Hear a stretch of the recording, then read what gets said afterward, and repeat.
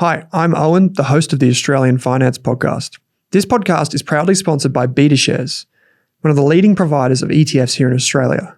Serving thousands of financial advisors and over 1 million investors, BetaShares manages tens of billions of dollars on behalf of investors right across the country. I'm proud to partner with BetaShares on the Australian Finance Podcast, Australia's premier financial podcast, because there is great alignment in the long-term philosophy shared by both businesses. I hope you enjoyed this episode of the Australian Finance Podcast. Welcome to this episode of the Australian Finance Podcast. I'm Gemma Mitchell, and today I'm joined by Amy from WedShed. So recently, Owen and I have had a lot of people writing into the podcast with questions around saving for, we had one on that we answered recently on engagement rings, but we've had lots of things about budgeting for big life events like weddings, engagements, was engagement ring, lots of different things. And we understand with all of these other expenses happening, we're in a lifestyle kind of, everything's so expensive at the moment. So these things that have always been such priorities are feeling really difficult. So we thought it would be a great opportunity to get an expert on to talk to us all things wedding planning, around the average costs of weddings, how to save for a wedding, how to maybe some hacks on saving for weddings. But very, very excited to have Amy here. So Amy, welcome to the Australian Finance Podcast. Thank you for having me, Gemma.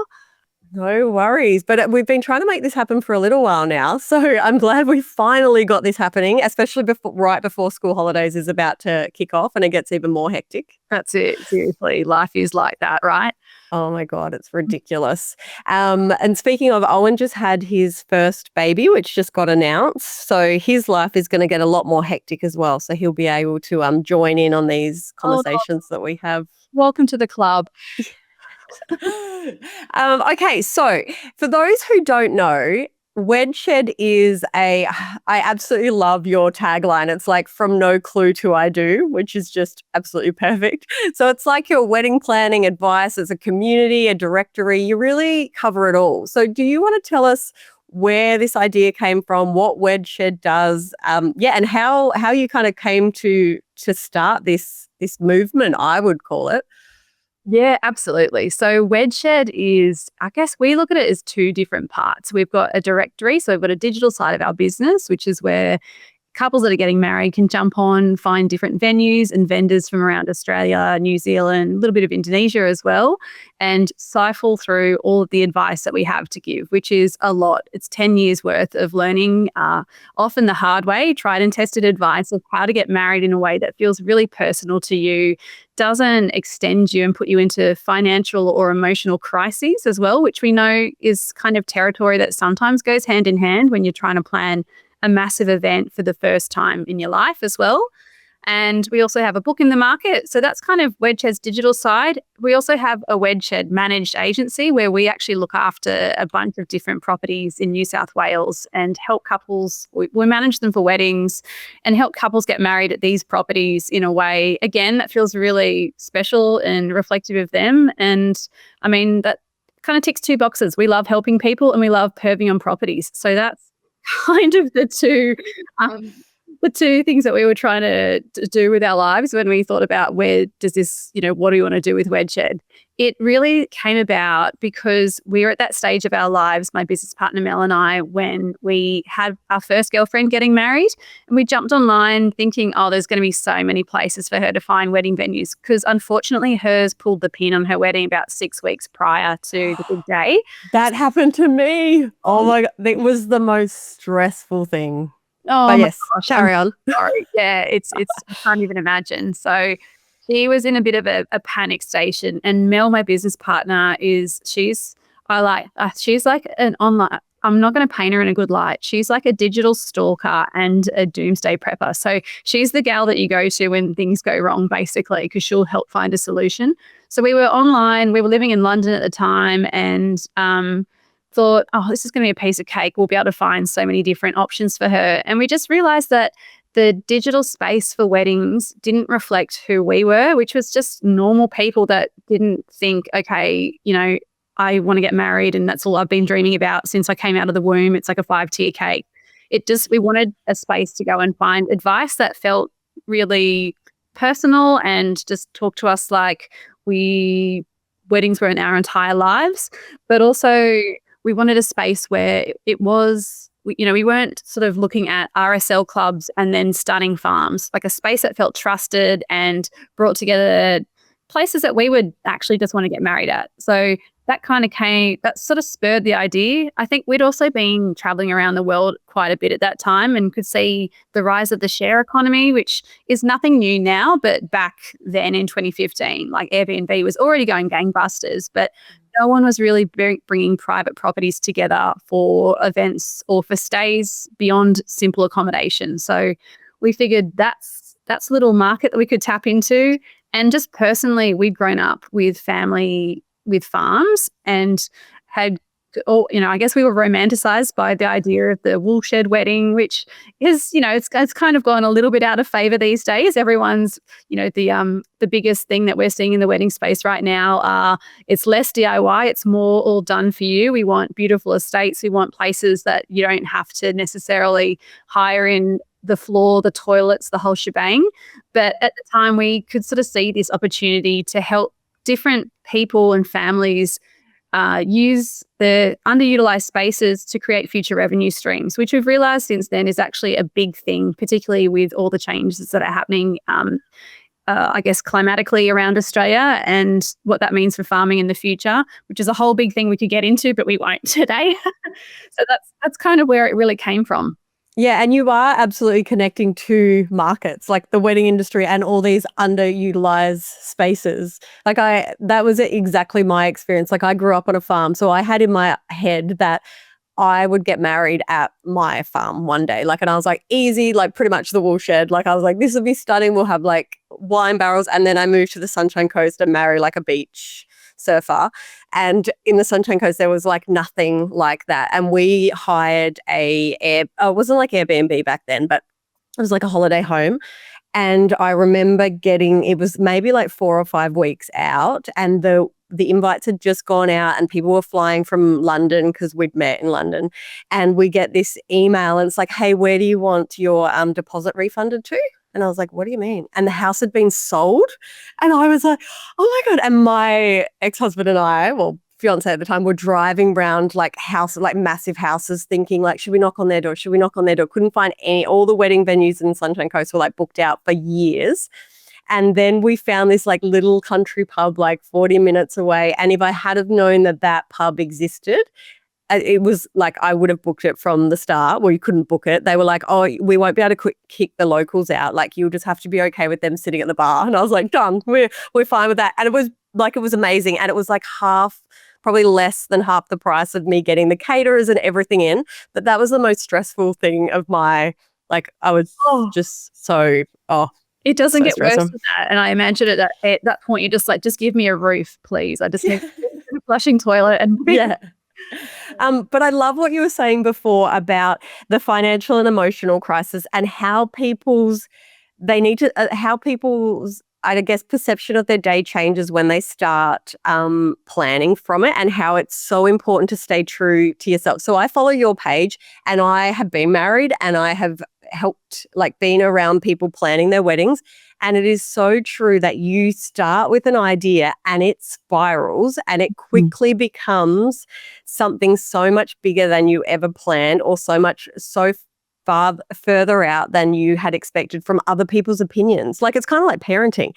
Everybody has an opinion as soon as you say that you have like this wedding, and they do. And everyone's opinion, as you say, everyone has an opinion, and half the opinions are like, what? You should only spend $1 on your wedding. And half of the opinions are like, this is the biggest day of your life, the most important day of your life. You've got to invest really heavily in it and make YOLO. And I don't know how it's so hard to find somewhere in between when you're getting these completely oppositional, you're getting pulled from both sides, which is like, don't go over budget, don't spend too much, it's one day. And then you've got people saying, but it is only one day and it's going to be the life, a memory of a lifetime. So make sure it's exactly what you want to. It's so hard to find a happy middle ground there, but you really do just need to stay true to what actually resonates with you, which is so hard when you've got social media presenting you with 20,000 new ideas every time you open your phone as well. Yeah, and I can imagine like we talk a lot about money mindset between a couple having a very different upbringing and having a different money mindset. Likely that's also them imagining their wedding day. You know, potentially one of the person in the couple has dreamt of an amazing wedding day that has all of these things and the other hasn't, or the bride's family or vice versa, and they're all in kind of a bit of a conflict on what is reasonable. Like I can imagine that actually has a lot to do with where all this pressure comes from. I think so, definitely. As well as in the sense, and I think, Gemma, you touch on something that I think that's pretty important to raise, is that a lot of the time in wedding planning, it's one person in the wedding or one person of the couple that's often driving the majority of the planning. And not to be sexist, but it's just true. A lot of the time it's the bride that is the real, I guess, the head of the planning committee in the couple.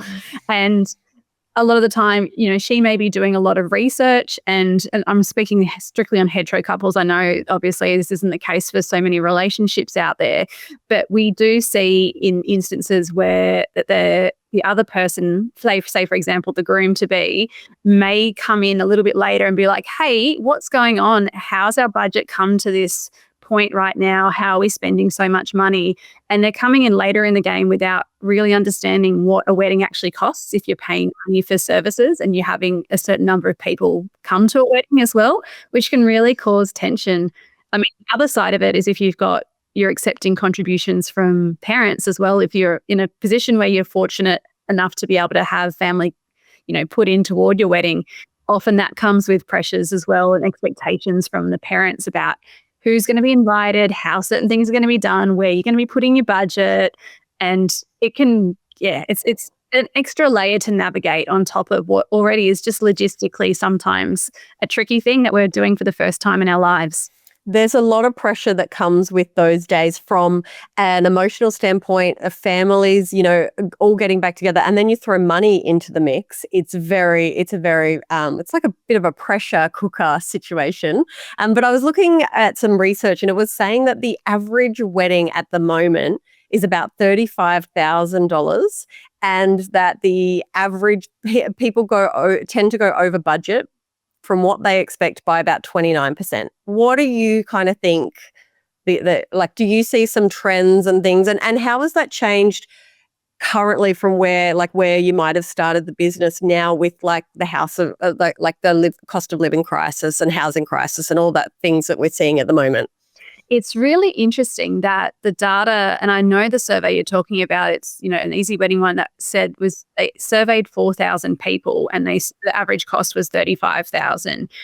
Looking back at the data in 2013, I forget who did it. A government agency basically did the same survey. What is the cost? Oh, actually, no, I think it was Money Smart might have done it. They did a survey asking what the cost of weddings, an average cost of a wedding was, and it was $35,000 back then, which is so crazy to think how with inflation because like that $35,000 today, I believe is about $48,000, you know, calculated with inflation for the current. Does that mean we've cut a lot out of our weddings? Because I just see them getting flashier and flashier on social media.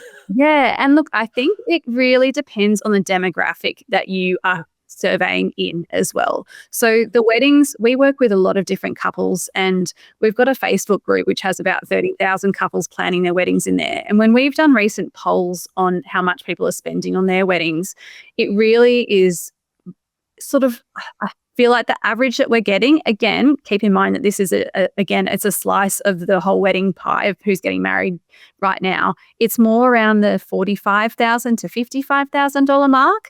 However, what we have seen, particularly since COVID, is a huge rise in couples that choose to elope or have micro weddings. And that's probably what's driving down the average cost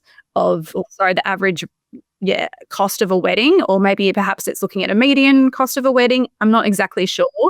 I think that the stat that you raise of couples overspending by about, I think, did you say 29,000? 29%.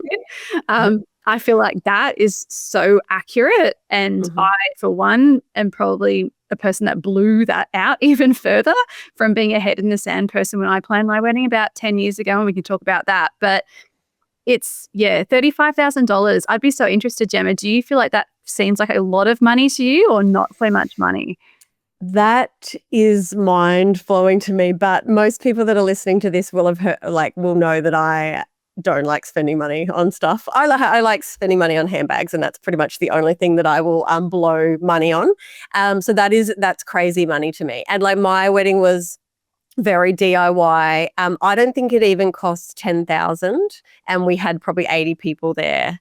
It was at a country pub. I think we put $5,000 on the bar, which Alex's dad actually put on, and I think we took home like 2,000 of it because it was country pub prices. I think the beers were like $3 or $4 a beer. Like it was in the middle of nowhere. Like one of the most expensive things was probably getting people shuttled there by bus because it was, no, it was crazy. I think it wouldn't have even been 10,000 all up. Yeah. But I would say most of my friends have had like beautiful, absolutely stunning weddings, and they would not regret what they spent, but that would probably be over that 35. Yeah. And I've loved attending them, but I wouldn't spend that. And lucky because I might actually have another wedding. So maybe by the time I've had a few weddings, it'll be 35 all up. I don't know. There's still time. We can hit that. Yeah, I think it's, there's such a spectrum, right? As you say, like there are couples that spend so much less, and then there are couples that spend hundreds of thousands of dollars as well. I think what it probably, the fact that the average cost of a wedding is pretty similar right now to what it was back in 2013, so over however long, many years ago, that to me says that couples are really being a lot more intentional about what they're spending their money on, which I think is really the biggest trend that we've seen over the last 10 years and particularly since COVID. So really over the last 5 years, it's really, again, just heightened it, is that couples are becoming more self-aware. They're becoming more attuned to planning a wedding just because of there's so much information out there on social media as well. And they're just becoming more money fluent in general. And so I think that today's generation of couples are very intentional about where they're spending or putting their time, their cash, and their energy. And as a result of that, weddings are just looking a little bit different these days. And that might mean that I think that's a really good thing as well, by the way. I don't think that people should spend more than their means on a wedding at all. I never advocate for that. I think it's great that couples are spending more personally. They're spending on the stuff that actually matters to them. They're often more intimate weddings these days. And so the site scaling back, they're more immersive. They're creating an experience for their guests too. So they're actually spending their money. I don't want to say they're cutting out all the fluff because that's not true. People still want to go to a space and create an experience that feels beautiful for their guests, but at least they're spending their money on the stuff that actually matters to them. That way their guests come in and they're like, oh, actually, I can really see Amy and Chris reflected in this no matter what they've spent on their wedding. Yes. And not just going through the motions with, well, that's what's always been done and that's what I need to include in my wedding. Because I think there was a lot of pressure before. And it's kind of like how we manage our money and how we go through life. Like if that's the only thing that we've seen done, of course, that's what we expect to replicate. But if we have things like WedShed where we can see and we can get access to a community where people are doing things differently and making sure they're doing things aligned with their values, then we can see that it's okay to do that and question, what's important to us. But I think the most important thing is staying true to yourself and going, we're happy to spend this money because it means something to us and this is where our values, and it's not going to stop us doing the next thing, which is important to us. I totally agree. I think that's the biggest part of it, is just being true to yourselves and not trying so hard not to get distracted by all the things that are out there and feeling the pressure of what other people are doing. But as you say, there's more examples of people doing things their way, which I think gives people the permission slip to follow suit. Yes, absolutely. And do you see, so with WedShed, do you see a lot in the community with is it more lean towards like first weddings? Is there kind of trends happening with second, third weddings? Just asking for a friend, are there trends happening that we need to be aware of? Look, I'll caveat this by saying WedShed predominantly, the community mostly is people in their first weddings, but based on sentiment and my personal experience, so I don't have any data to back this up, but I feel like often subsequent weddings are a bit more low-key, a bit more family focused, more likely to really focus on a close group of friends and immediate family versus feeling like you need to invite every estranged second cousin as well. Because I guess for one thing, you're typically doing it financially independent. You don't really have input from other family members as well. So you can really make it however you want it to be as well. I think as well, like when you're getting married a little bit, I guess for a subsequent marriage, you're typically getting married a little bit later in life. So there may be children to factor in. There's probably mortgages and just life in general as well. So you're going to approach the way that you budget it is probably a lot very differently. Yeah. As well as traditions as well. Like I want to say, you think about some of the really traditional wedding traditions like garter tosses and bouquet tosses and things like that. Like they're becoming way less fashionable today in all weddings. But for a second wedding, I think a lot of the time you might look at traditions differently. Like you might want to wear something, whatever you want. Yeah, but a lot of the time the white dress is even out, and having even like immediate family outside it, just like the children, I see out, which I love.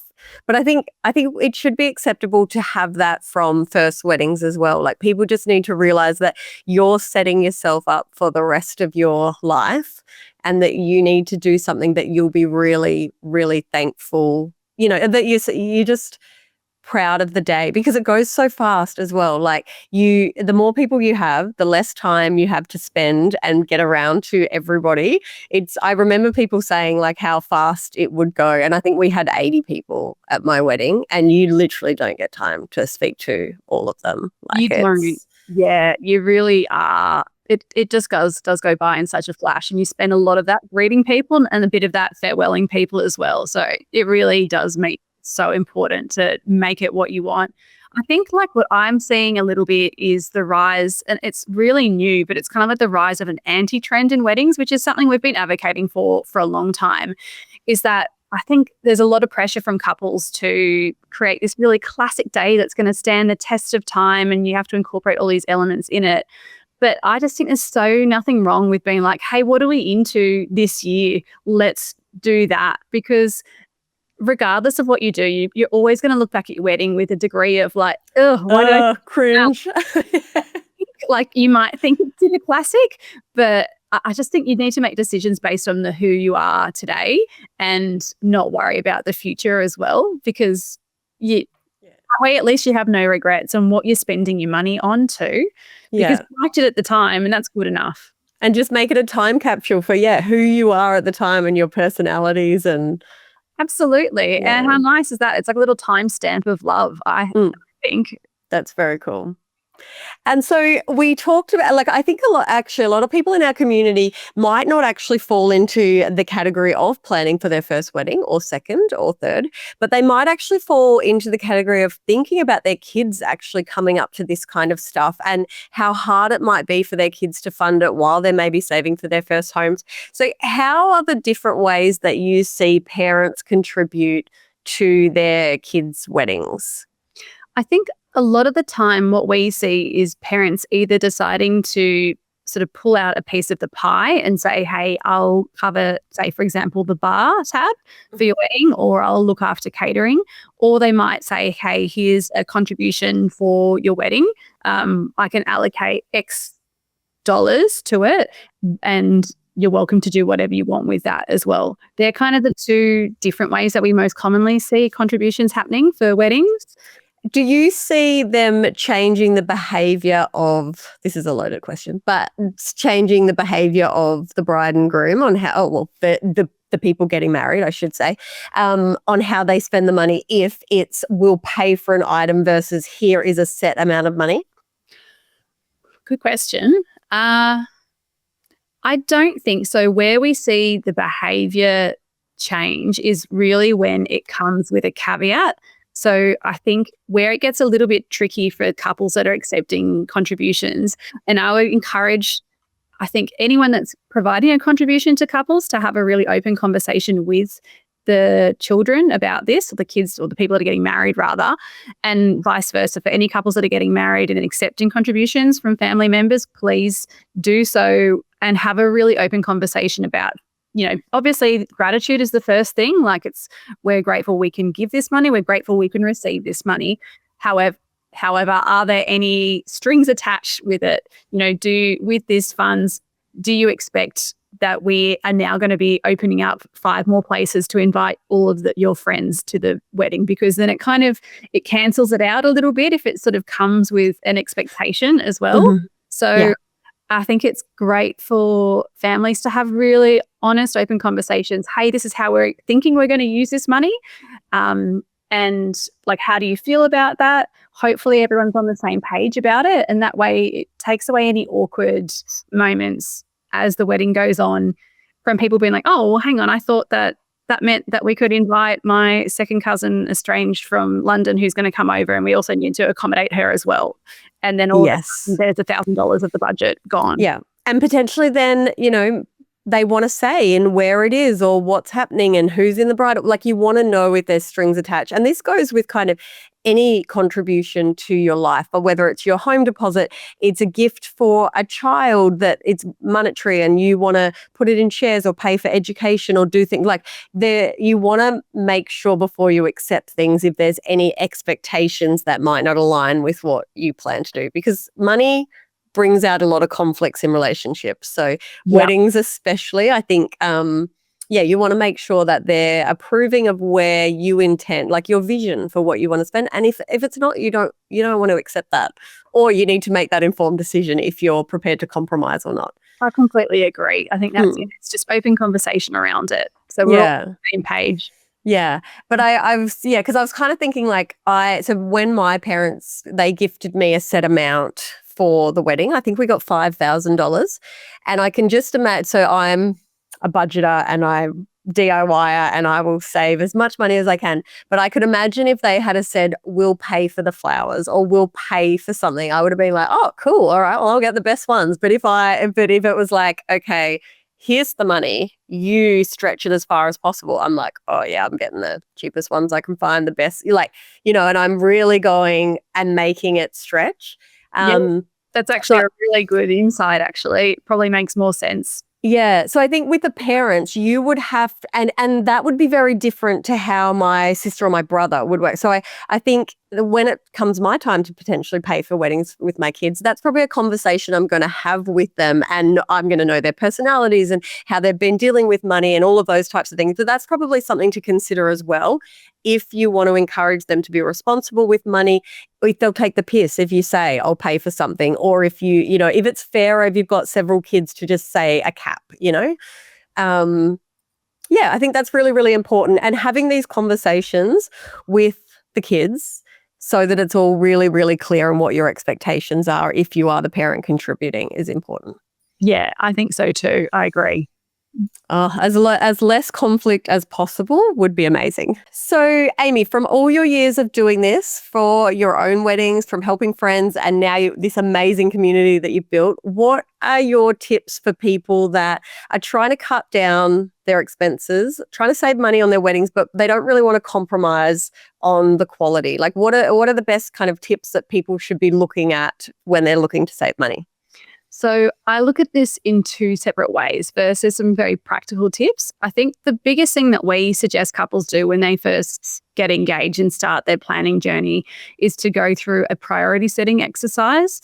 And we like to incorporate wine because that's just who we are. But I think it helps to get pen and paper, have a glass of something, and just both of you write down separately 5 things that are really important to you for your wedding day. So that could be having a cracking dance floor, which probably means like live band or a DJ. It could be really good food and wine. It could be finding a venue where it's accessible for a grandparent or for a pet, for example. If you both do that exercise, come back together and then share answers, typically there'll be a bit of crossover, and you can pretty quickly determine, okay, these are the things that are the most important to us, and this is where the majority of our budget should be allocated to, or at least a portion of our budget that's non-negotiable. So what you're really trying to do is figure out what your non-negotiables are, because you are going to be faced with a whole bunch of tempting, beautiful, delicious things that you could add to your wedding day along the journey. But at least if you have somewhere, okay, no, these are the core things that we said were really important to us. Yes, we can change our minds along the way, of course, you're adults, but at least we can always come back to this. And that's a great way for you to help sort of, I guess, prioritize your budget as well without blowing it. Other practical tips are opting for a midweek wedding or a winter wedding. There's often discounts to be found from venues and vendors that want to fill up those dates. Engaging with local vendors as well is a great way to save money because you're not having to pay for travel fees for people who are out of area, for example, and accommodation as well.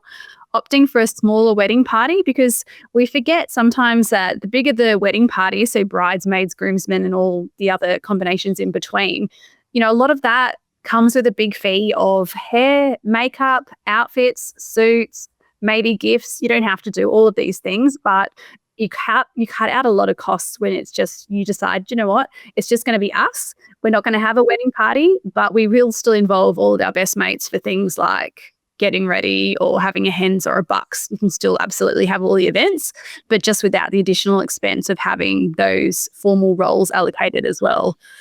And that can take a lot of pressure off those people in those roles as well, because sometimes they're expected to pay for their dresses and things, and that can put a lot of pressure on their own financial goals. We always hear about stories of, now they're doing the hens party, now they're doing the kitchen tea or whatever it's called. And that's a lot of expectation to put on your friends. It's a lot of money. And the truth is as well, a lot of the time people are getting married at a similar era as well. So you might find, I know that for us, we found that within 5 years, we had the majority of our mates' weddings. And so it becomes super expensive that period because of the expectation on travel. A lot of weddings these days are remote. So you find people want to make a whole weekend wedding of their thing, which I totally endorse because it's more time to spend together. It means that your wedding doesn't feel like it's going by in a flash as well. But obviously there's an additional expense that comes about there. So yeah, anything you can do to take the pressure off your guests financially is always appreciated as well. I think taking advantage of as well some of the juicy calendar of online sales events. We all know that, e-commerce land has created all of these fancy Black Fridays and Cyber Mondays and Afterpay days as great ways to fill the sales roster on sort of quieter times. But why not use that to your advantage? If you know you're going to be buying stuff for your wedding, try and save it and wait until there's actually sales on to start to buy stuff as well. So it's kind of we know that there's probably going to be some purchases involved. You can also buy pre-loved stuff. There's so many great places to find pre-loved goods. We have a platform called WedShed where you can buy secondhand anything from other couples that have gotten married in the past. But I think, taking advantage of sales of platforms that you can get a discount from is great.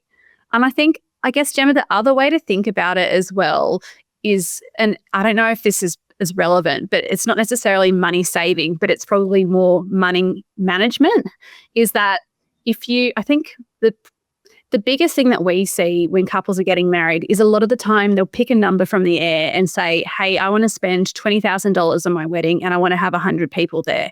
And then they'll just start to, work to start to put a budget together and gather quotes and quickly realize, well, actually, that was a really unrealistic expectation of how much to spend for the type of wedding we want. I think a smarter way of doing it is to firstly gather the quotes for the different things that you want. Firstly, do your priorities exercise, figure out what's important to you, then gather the quotes for the different services or things that you want to include in your wedding, and then figure out, okay, well, what's an amount that we can save each week so that we can actually get to the point of our wedding without having a really big overhead for us to pay for after the wedding. And perhaps that means that you're not getting married in 12 months' time like you originally anticipated. It might mean you're getting married in 18 months' time because that's what you can afford to spend and to save in the lead up to your wedding. I feel like that is a way more mature way to think about your money and just a bit more of a sustainable way to do it so you don't end up feeling like you're under the pump from the start. And it's setting yourself up to fail from the start of just plucking this figure out of the air. Like I love that, because when we talk to people about budgeting and things, often they'll set a savings goal and they're like, I want to, save $200 a week, but they haven't actually done any of their other expenses to see if that's realistic. So I actually really like that about collecting, priorities, and then collecting all your quotes and seeing, well, what does it actually look like? Because if you've never planned a wedding before, you're going to have no idea. Like we talked about, that online, that survey says 35,000, but in your experience, it's very different. And that's only 4,000 people in Australia. And that's a small drop in the ocean.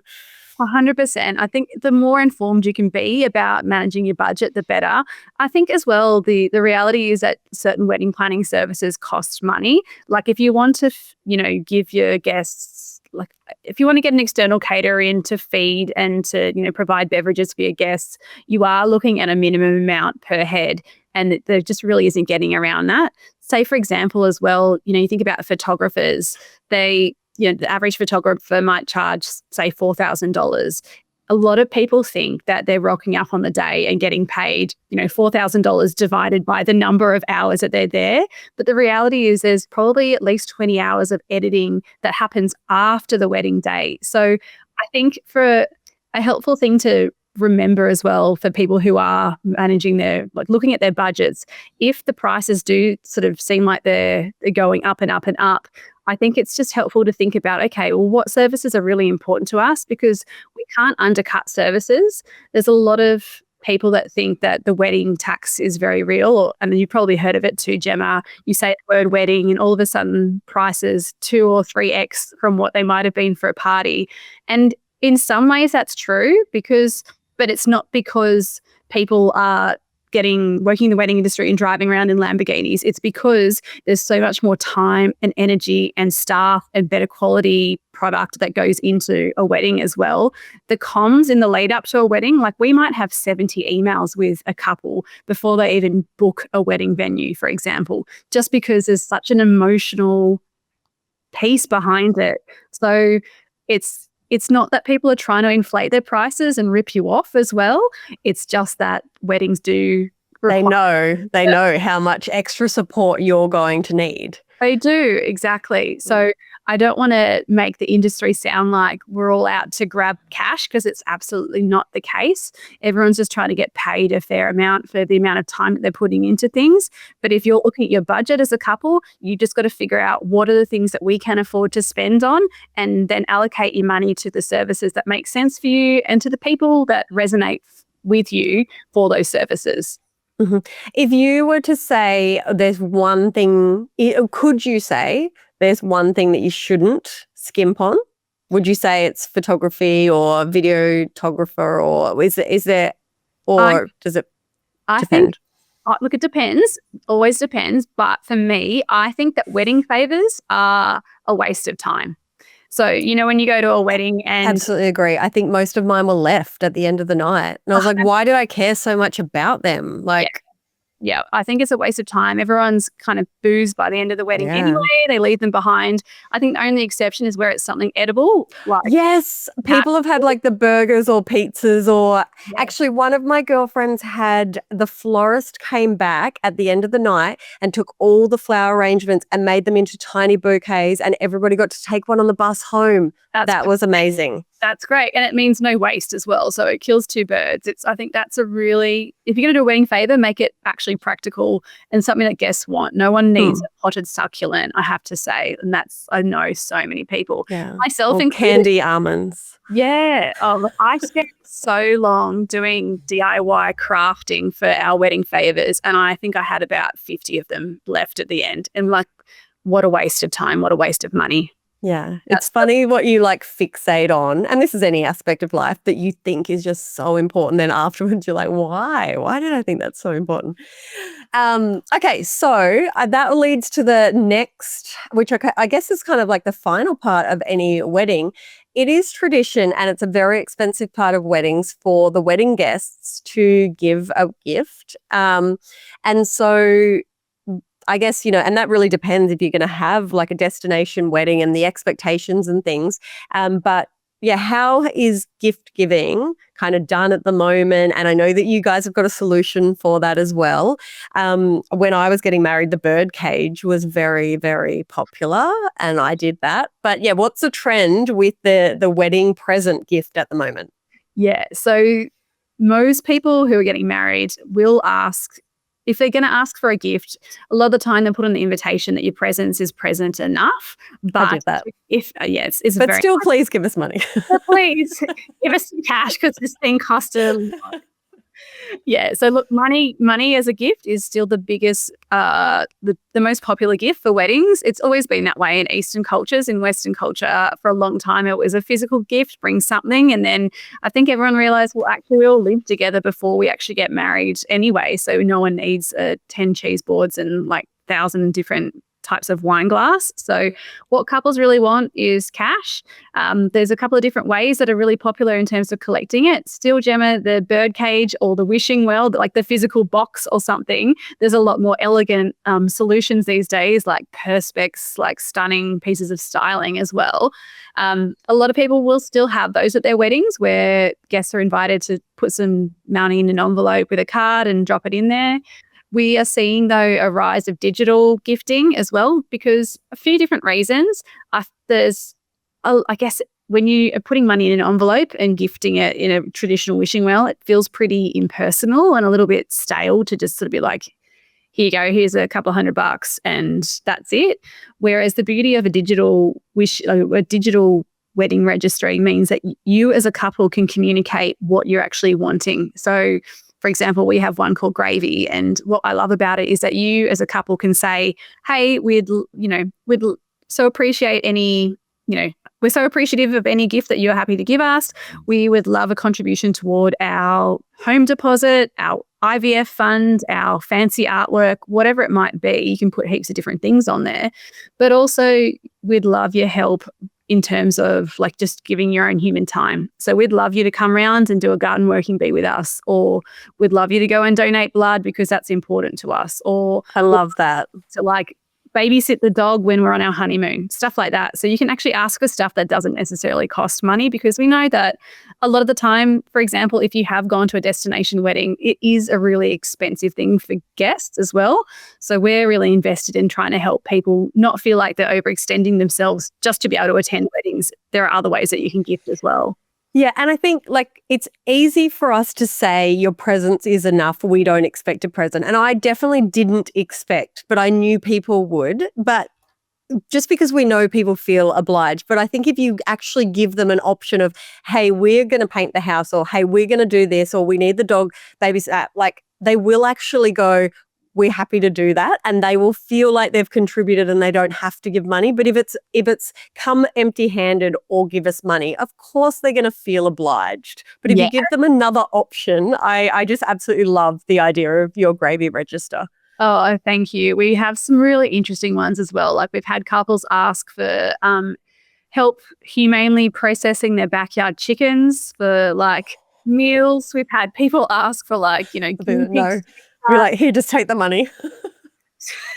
Exactly. Well, I feel like this one in particular, we had a couple ask for someone to give her husband, Brad, a back sack and crack wax before their honeymoon as well. So, you get a variety of really personal gift ideas in there. So how does it work? Do you set up like your own account and then your guests get to log in there and you just put whatever you want? That's right. So, yeah, you as a couple would set up your Gravy register. You add in whatever gifts you want and create your own, and then you just share the URL either on your wedding invitation or your wedding website with your guests. And it also means that they don't have to run to an ATM 10 minutes before the wedding actually starts. Stuff it in the card. Yeah. Yeah. Or make that awkward bank transfer, which I have done multiple occasions because I've not been organised enough, to the couple afterwards, been like, hey, happy wedding day. Here's like, check your account. It's, you can gift in your own time, which I think is the beauty of any digital wedding registry. We're just so used to buying stuff online and doing it in our own time. So yeah, it's kind of extending to the event space now. Yeah, and there was a big shift, like for big birthdays and weddings and things, do the collection, so you can all kind of chip in. Either the honeymoon was a thing for a while there, do the travel voucher, or all chip in and get them like the bigger thing. But I just love the idea of having this like fun registry where you can put funny things and you can put serious things. And if you have just got your first house, chances are it's going to need some things done on it that are going to be pretty low priority if you're paying for a wedding. So it's just such a great initiative. What other things can the like WedShed and your services kind of support people with? I think probably a good space to start is just on our website. We've got an ultimate wedding worksheet, which has a really comprehensive budget in there as well, a budget tracker, which you add in anything to it and it will sort of automatically calculate what's left and how many days or how many weeks you have left to save. Oh, we love a budget tracker. Okay, cool. I will link that into the show notes. Yeah, I think that's probably a good one. I mean, we offer wedding planning services. We have different venues that we look after as well, so we can help you get married as well.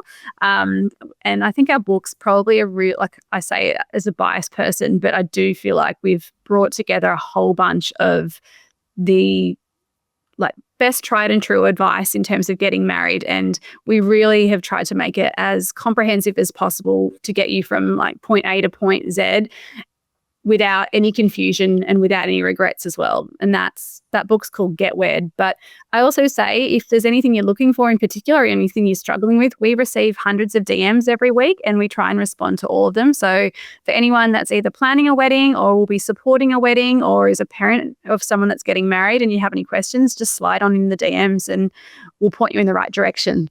Yeah, I absolutely love the community there. So I still follow it. Mainly for the house, for the property things when you guys go out, you and Mel go out and do the property tours. But I love like when people have a really tricky situation. So they do write in and they have really uncomfortable situations that they don't know how to navigate, and they get you guys to input and the other people in the community of how they've either navigated it or how they would approach it. And it really is, just getting other people's opinions and support that makes it so much easier to approach these stressful, financially and emotionally really stressful times. Yeah, the community is so good. We just sit back and kind of like scratch our heads at how it's come about because everyone is so generous in the space as well and wants to share from their own experience. And as you say, Gemma, you get some really curly questions and a really personal stuff about friendships and being tested by weddings, about parent relationships, about what to do in situations where, there may be alcoholism or anything involved. How do you deal with these situations? And everyone, no one's a therapist, or there probably are some therapists in there, but everyone just jumps in and chats like a friend, which is really good. Yeah. And so where can people connect with you with WedShed community? So Instagram is where I follow you guys. I'm presuming you're on TikTok as well, Facebook. Yep, all of the above, as well as our private Facebook group for couples that are getting married is called Wed Chat by WedShed. Jump in there. That's a really juicy source of inspiration, advice, and just conversations with people who are in the same boat, getting married at the same time as you. And I mean, we welcome a good old fashioned email as well. hello@wedshed.com.au. So old school. Old school. Perfect. So I will link in the website so people can get those downloads. And the book, amazing. That's a really, really good resource. And I'll link your Instagram and those types of things in there. But thank you so much for chatting to us about this. Yeah, I think it's going to be really, really helpful for people that are feeling overwhelmed with the cost of this, of either helping their kids out or thinking that this is something that will be on their maybe savings goals one day and how they can navigate it. But I honestly think the most important thing people need to be thinking about this is staying true to themselves and not getting caught up in the hype, which is so easy to do, but we need to be doing this in all aspects of our lives, and wedding planning is no different. 100% agree. Thank you so much, Gemma. It's been such a pleasure to chat to you. Thanks for coming on. All right, we'll see you soon. Thanks for watching this video on the Rask Network. While you're here, don't forget to like and subscribe so you can get videos each and every day on business, finance, investing, and so much more.